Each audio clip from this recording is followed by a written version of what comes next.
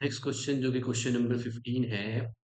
इस पे दिया है we have to study the I versus V graph. So I versus V means this is the current versus potential difference graph for three resistors of resistances R1 R2 and R3 and we have to select the correct statement from the following. So ये जो हमें पता है according to Ohm's law. So Ohm's law के according V is directly proportional to I होता है। Potential जितनी ज़्यादा पोटेंशियल डिफरेंस उतना ज़्यादा करंट। इसका मतलब है कि अगर मैं V वर्सेस I का ग्राफ बनाऊं और उसमें कुछ resistances. So V versus I का जो ग्राफ होगा किसी भी रजिस्टर के लिए वो रहेगी ऐसे straight line incline to time axis. मान लो ये एक रेजिस्टेंस है और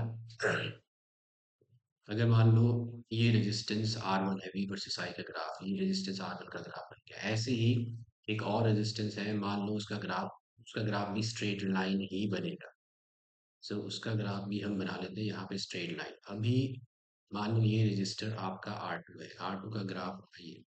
तो जिसका जितना ज़्यादा स्लोप, ये R1 का स्लोप कितना है और R2 रजिस्टर का जो स्लोप है V वर्सेस I ग्राफ का वो ज़्यादा है। तो यहाँ पे R2 जो रेजिस्टेंस है वो R1 से ज़्यादा है।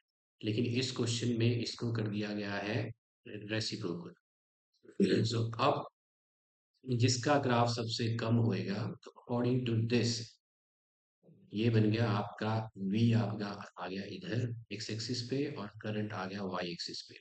तो अभी इसके ग्राफ का स्लोप सबसे कम होगा, उसकी रेजिस्टेंस सबसे ज्यादा होगी। तो ये तो मान लेते हैं अगर ये रेजिस्टेंस R1 है, ये रेजिस्टेंस R2 है, ये आपका बन गया I वर्सेस V का ग्राफ। तो अभी जिसका स्लोप कम है उसकी रेजिस्टेंस ज्यादा होगी, तो R1 जो है वो R2 से ज़्यादा हो।